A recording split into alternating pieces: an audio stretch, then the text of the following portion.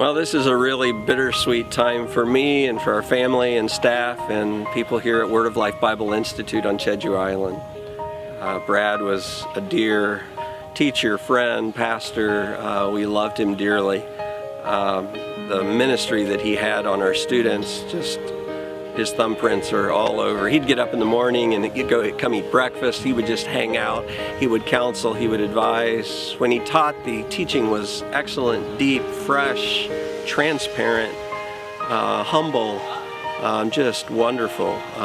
Just such a dear, dear friend. We just love him so dearly. We want to say thank you to Linda for coming yourself and for, as a family, a couple, ministering to our students and to the staff here, and just so special, so wonderful. I just wish I could just blink myself and to be there with you on this special day to honor his homegoing. Brad was the teacher for every one of our 6 graduating classes. He actually taught the most weeks of any guest lecturer, but his impact on students' lives is felt far beyond the classroom. I can't really say what I liked most about Mr. Quakenbush, since he had so many great qualities about him, but what I did really like about him was that he genuinely cared about his students, not only while he was here, but even after he left.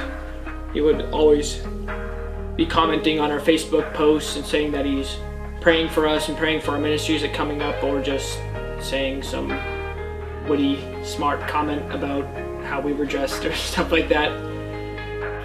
The first time I met Brad Quakenbush was maybe 5 years ago, and my sister-in-law Alicia had recommended Brad as a professor to come to Wolby Jeju, and you know, she's talking about this Mr. Q and how great he was, and I'm like, okay, you know.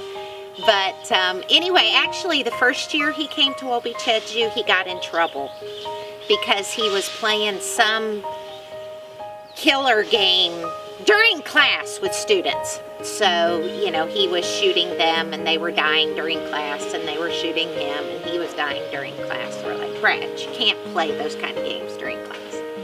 But anyway, that's just one example of what a fun and special teacher he was. The atmosphere that he brought, he always got up with us to go to breakfast. He always joined in the conversation. He always had some really great and interesting things to say. So I just want to say thank you for the time that you put in, and thank you for carrying your vows, Mr. Q. My husband John and I were so blessed by Brad's friendship and encouragement during his ministry here. I remember a year or so ago when my dad passed away, he gave a significant gift to help Steve come to the States and be able to get a rental car to come to the funeral. That's just the kind of man he was. Generous, loving, wise, dependable.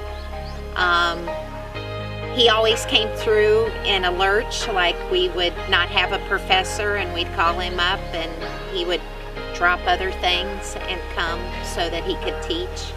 And yeah, it was really awesome. We rarely get that. I haven't seen any other teacher do stuff like that. The continual checking up on the students after he left, and he's come back. He even came back another week to help teach us again, which is amazing. We know his travels must have come as a sacrifice to you, so we thank you for sharing him with us. And I'm praying especially for God's grace and peace for you during these days.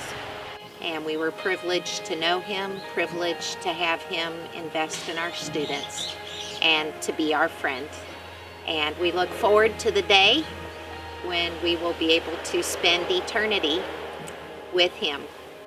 We were blessed to have him. We're going to miss him, but death isn't the end. We're looking forward to seeing him again. Wow, we think of a year ago, John Hawkins, our professor of theology, passed away, and how he's there greeting as many others who've gone before. What a welcoming that is, and what a reminder it is, how time is short. What we need to do quickly. And my prayer is that the baton would be passed, that many of you as students who sit there and honor him now, and those almost 200 students who have been influenced by him here at Walby Cheju in the last 6 years, that they would rise up and they would grab that baton and they would take his place and they would become the next generation because of the influence of his life. And just want to say thank you. We love you. We want to be there together. We're with you in heart and mind and spirit. May God give you, Linda especially, the wisdom and strength and resources and grace through this time. But we love you all. You know, in your life you meet a few really godly men. All I can say is Brad was one of those men. He has no regrets, and it makes somebody like me want to live my life that way. He's the one whose faith didn't fade when everything crashed. He didn't cave, never lost his awe and wonder, the one that kept him from going under.